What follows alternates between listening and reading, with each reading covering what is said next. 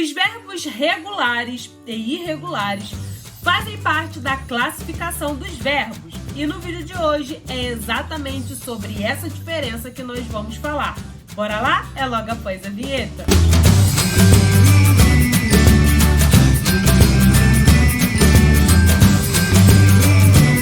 Fala pessoal, eu sou a professora Ellen, sou professora de língua portuguesa, sejam bem-vindos de volta ao meu canal. E no vídeo de hoje nós vamos falar sobre a diferença dos verbos regulares e dos verbos irregulares. Mas antes, se ainda não é inscrito aqui no canal, eu convido a se inscrever nesse momento, porque aqui eu trago conteúdo para você, estudante, que deseja ser aprovado. Então, envia para um amigo que também precisa aprender a diferença dos verbos regulares e irregulares para não errar mais.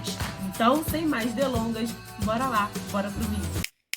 Então, pessoal, vamos começar assim. Os verbos regulares e irregulares são as duas flexões pautadas nas terminações das conjugações do verbo. Os verbos apresentam três terminações em sua conjugação. A primeira terminação, finalização em ar, a segunda em er e a terceira em ir. Então, todos os verbos, quando estão no infinitivo impessoal, quando temos assim, amar, andar, estudar, são todos direcionados à primeira conjugação. Os que têm a finalização em er, beber, ter, todos são pautados na segunda conjugação. Beber, ver, ser, todos eles terminados em er. E os que são terminados na terceira conjugação, partir, ir, vir, falir, todos eles são pautados e voltados na terceira conjugação com a terminação ir. Sendo assim, nós temos dentre todos esses verbos as suas duas formas classificatórias em regulares e irregulares. Então, passemos a partir de agora a diferenciar e a entender quais são os verbos regulares e quais são os verbos irregulares. Vamos começar pelos verbos regulares. Os verbos regulares, eles não sofrem variação em seu radical. Gente, o que é que vem a ser radical do verbo?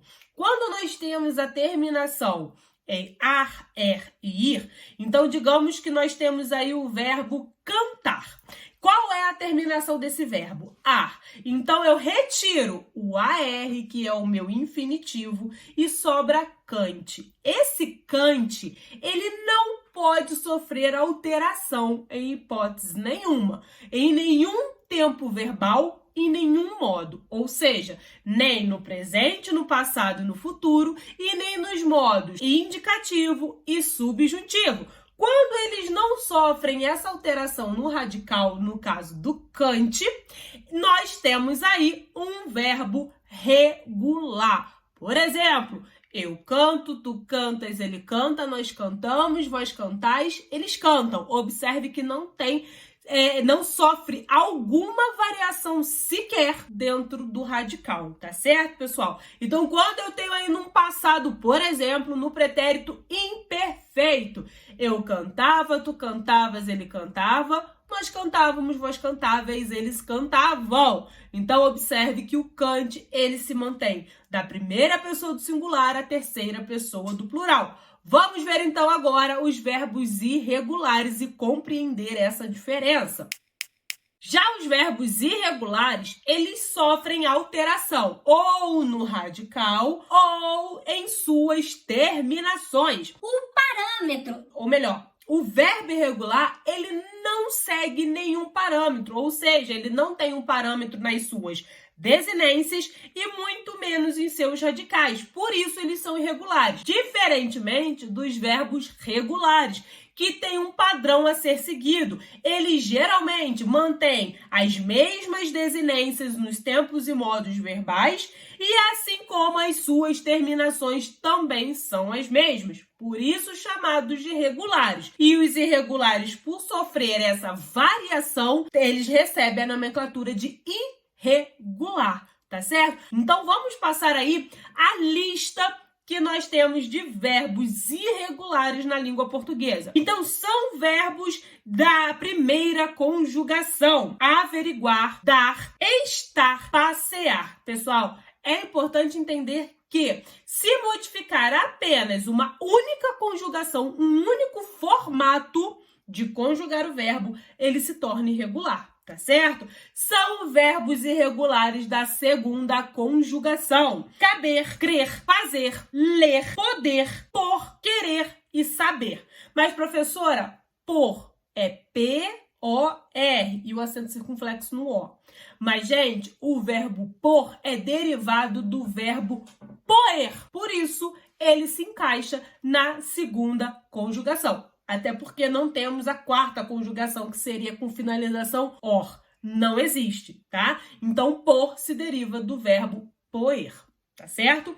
E são verbos irregulares da terceira conjugação. Agredir, cobrir, ir, medir, pedir, polir, rir e sair, tá, pessoal? Aqui eu coloquei como terceira conjugação o verbo ir. Porém, dentro dos verbos irregulares, nós temos outra classificação verbal que se chama de verbos anômalos. Porém, somente 2 verbos que cabem nessa classificação dos verbos, que são os verbos ser e os verbos ir. Por quê, pessoal? Porque eles sofrem variações muito mais profundas. Por exemplo, se eu conjugar o verbo ser e o verbo ir no pretérito perfeito. Eu fui, tu foste, ele foi. Nós fomos, vós fostes, eles foram. É pretérito perfeito do modo indicativo, tanto do verbo ser quanto do verbo ir. Não dá para saber se ele é o verbo ser, se ele é o verbo ir, sem que esteja aplicado dentro de uma oração.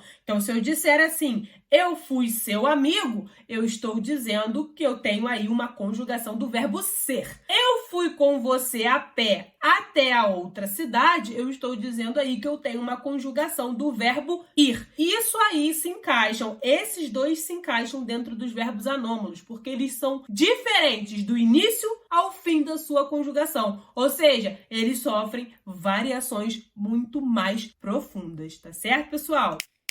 Visto isso, pessoal, e entendido essa diferença, vamos aí ver alguns verbos irregulares, por exemplo, com alteração nos radicais. Quando eu tenho o verbo medir, quando eu conjugo eu meço, eu tenho a variação no radical, visto que o radical dele é mede. Quando eu tenho o verbo pedir e eu falo eu peço, eu também tenho a variação no radical, pois o radical dele é pede. Quando eu tenho eu trago do verbo trazer, o meu radical é traz e finaliza-se no Z. Então, quando eu falo eu trago, eu tenho aí uma variação no meu radical. E por último, e não menos importante de exemplo, quando eu falo do verbo ouvir e eu falo eu ouço, eu tenho aí o radical que é ouve, que termina ali no V. Agora, quanto à terminação, quando eu tenho aí, por exemplo, o verbo dar e eu falo eu dou, a minha terminação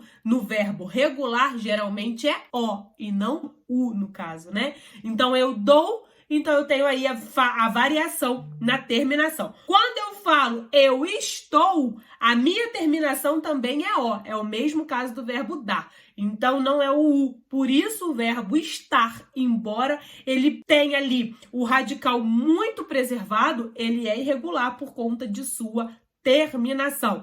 Quando eu falo querer e eu digo ele quer, eu tenho a minha finalização trocada, porque a minha terminação, no caso, é dentro da regulação, dentro da regular, tá certo? E não R. A mesma coisa do verbo dizer, quando eu digo ele diz, a terminação regular também é o e não o Z, no caso. Então, esses foram os exemplos para que vocês possam entender na prática como que funciona tanto quanto a irregularidade do radical, quanto com a irregularidade da terminação da conjugação verbal. Então, esse foi o vídeo, pessoal. Espero que vocês tenham gostado. Se vocês gostaram, não deixe de curtir esse vídeo e coloquem aqui nos comentários se já sabiam dessa diferença dos verbos regulares e irregulares. Me sigam também nas redes vizinhas, eu levo conteúdos riquíssimos sobre a língua portuguesa pra lá também. E aí, estudante? Bora rumo à aprovação? Bora lá aprovar junto comigo?